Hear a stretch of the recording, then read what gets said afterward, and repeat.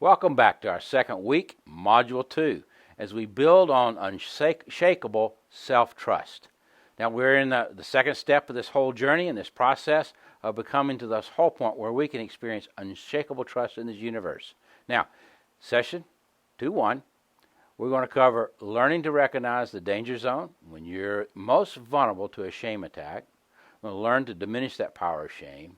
And then we're going to learn two powerful tools to take back the control of your mind when it gets hijacked. And then we're going to learn to stand in your adult self in any situation you're in, to stay there adult in your sacred ground with the trap door open and not shrinking or puffing up. And then that's where the self-confidence comes in. Now, remember the ambient anxiety thing that I gave you, the example around ambient anxiety and how we manage that has a lot to do with our trust factors. Now, this is our goal, to try to reach somewhere around mid-range. We know that when we get up to high range, when we live in a life, our environment, our stress factors and so forth, we're up here at 8 or 9. We've talked about this before, you're in the danger zone. You don't have much room between 8, 9, and 10. And so this is where the brain panics, and you get hijacked. Now, your goal is to work on trying to recognize what causes that in your world and what can we do about it. Now, there are a lot of things that happen in life. People are shaming people sometimes when they're full of shame. We're going to run into those every day. And they're going to do things like judging. We get judged about certain things. Some people judge us in church. Some people are judges in work. Maybe you feel judged at home. And so when that happens, and if you have shame resilience, then one of the things that's going to happen is that you're going to go, oh, man, you're having a bad day or something, aren't you? I'm not real comfortable with that kind of language. Or if it's in some setting you can't talk back to, you leave. Or you set up a boundary around that because you say, they've got a problem today. They're not doing well, and you don't own it. If you don't have that shame resilience, then you end up owning their behavior. And then you begin to come up with the messages. Either I don't measure up, I'm not enough, or whatever it could be, but it's going to be matched to that, and whatever it's your go-to messages. Now, there's also the blaming. People blame all the time. Blaming is so much about trying to discharge shame and discharge pain, discharge discomfort. It's ineffectual, but that's what's going on. When someone feels very uncomfortable with their situation, then they want to blame somebody for it. They don't want to take ownership. They want to blame. Now, if we've got shame resilience going on here and we've reduced our shame level, our anxiety level, then we can easily say, whoa, you're struggling on something here, dude, and I'm not going to own your stuff. However, if we don't have that resilience, then what happens is shame takes over and we run with the message, I'm a failure, I'm not enough, whatever the messages are, you take it on and you own that person's shame. We criticize or put down. That happens a lot of times. Now, if we shame resilience, we say, I'm not interested or I'm not comfortable being in a shaming situation or criticizing situation. I don't want to be put down. If you're going to keep that up, this conversation stops or I move on. See, you don't own that person's stuff if you've got shame resilience. However, if you're up there in the danger zone, guess what happens? You begin to run with messages in the story in your head about who you are. And it's real hard to stop when you're in the danger zone. Once again, when we're shunned, we're not included, we're rejected out of certain situations, we then own it. If we got shame resilience, we're going to say, whoa, well, I guess if they don't want me, that's fine. I'll move on. I'm okay. If we don't have that and we're living in the danger zone that day, then guess what? We're going to come up with something.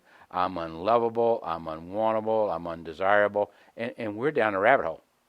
And there is nobody that can rescue us out of that but ourselves. Now, that's when this anxiety is so hot that the brain panics. Now, and when it does, when we live that way, then when it pops the top, then our brain panics. We're in the danger zone, and then we're going to go to places. Boom, we go into our meltdown. Now, when we go to our meltdown, here's the key. The shame now takes over with all those messages from the past. Those messages could be, I'm stupid. It could be, I'm unlovable. I'm weak. I'm not enough. And it begins to run our life. We interpret what others say with these messages. And we're wanting somebody to change those messages for us. It can't happen. That's ours. And we go down the rabbit hole and we age regress. We suddenly become very, very young. Now, typically what happens when shame washes over is we end up feeling we shrink or we puff up. We're going to do something to compensate for that inner reality and the message that shame is telling us. Now, the key thing here is to understand that shame always has a story about us. It's like this. Shame is about ownership of some trauma. If you grew up and had shame resilience in your life, and say, for instance, my example of the teacher that I talked about the other day, that, she's being mean and putting me down for something that because of my dyslexia, I mixed up, couldn't write it right. And I could have said, if I had shame resilience, I said, wow, this teacher is really having a bad day. Go home and tell my mom, the teacher hurt my feelings. Or she embarrassed me in front of the whole class. She's being real mean. Well, I had shame resilience. I didn't take ownership of the lady's behavior. The problem was I didn't have that. So I owned it. Now, shame always has a story, and it's always about you. It's never the other person. Shame causes us to own that stuff. Then the most often has been that with us from childhood. I mean, those messages started early in life for most of us. And the shame always carries more energy than any particular event that you're experiencing in the moment. Now here's the deal. My mom used to say all the time, don't make a mountain out of a molehill. Well, bottom line, shame will do it. You'll have something that triggers you or sets you off in a situation where it's minor. It's not a big deal. It's easily taken care of. And all of a sudden somebody starts throwing stuff, smashing stuff, hollering, screaming, fussing, cussing, or coming at you with all this rage and anger over something small. In other words, the reaction to the event doesn't match the event. Now, this is shame that causes this. It energizes the limbic system, the monkey, and he goes nuts. Now, remember this. I've said it before. It always takes time in safety to open that trap door. If you're not safe, that door's not going to open, and it only opens from the inside. So what's it going to take for you to feel safe? That's what you need to do. If you stay in the environment with the criticism and the fighting, the arguing, the conflict, whatever else, then you're not going to be safe. So it doesn't matter how long. Nothing's going to open up for you. So here it is. Take a time out. Whether you say to your spouse, okay, we need a time out. We're not going to get anywhere here, and we're only digging our hole deeper. What we need to do is we need time. Now, not only do you need time, but you need time in a safe situation or a safe place. Now, it could be, like for me, it would be my Tahiti. That's where my connect to with God is. That's where I really have heard over the years really cool stuff where I've done a lot of breathing exercises at my Tahiti. It's my safe place. I can go there in a nanosecond. I don't have to take flights. I've never been to Tahiti. I've never been there. And here's one of the first pictures I really looked at. It didn't matter to me. My Tahiti in my head is really a cool place. And I can get there faster than I can fly. And when I'm there, it's safe. And I hear positive things about myself. Now, here's some things to do. Take a mindful pause. Now, get on the phone. Call your sponsor. Call somebody that gets you. Call somebody that understands your story. Go to a meeting. Go to others. If you need to go to an SA or AA meeting, go. If you're a spouse, then go to an S-Anon meeting or an Al-Anon meeting. Get to somewhere where you can find some momentary sanity and let your brain open back up. Call your sponsor or call somebody in your recovery group. Somebody that gets your story to have coffee, to meet times. Maybe just take a walk. Sometimes you can just go out and take a walk and move. Don't sit in your room. Don't get in a corner and just sit. You sit in your emotions. It's important for you to get up and move. And so a walk will help. Or find someone, better yet, find a friend, that's someone who gets your story again, and walk. Take a walk with somebody. Get up and exercise. It helps you unlock your brain.